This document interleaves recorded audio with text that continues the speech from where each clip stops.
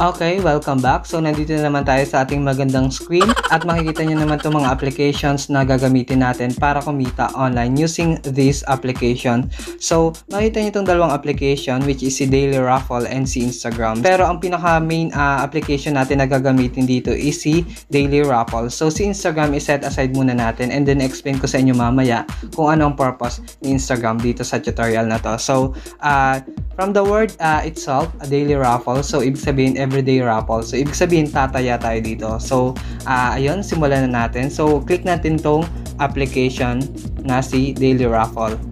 Okay, so as you open the application, so ito yung registration niya. So, pwede tayo mag-login by Google. Ayan. And then, login by Facebook.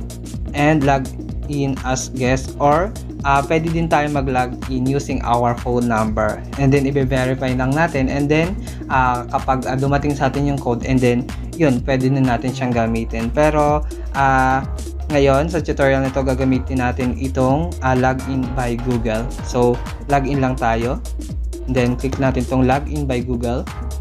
Choose an account. Okay, click natin kung anong email ang gagamitin natin. Okay, so pag nag-open yan, ayan lalabas at username. So, pumili na kayo kung anong gusto nyong username, pangalan nyo, nickname nyo, or apelido nyo. So, bahala kayo kung ano yung ilalagay nyong username dito. As long as na matatandaan nyo. Okay, so lagay natin tong username.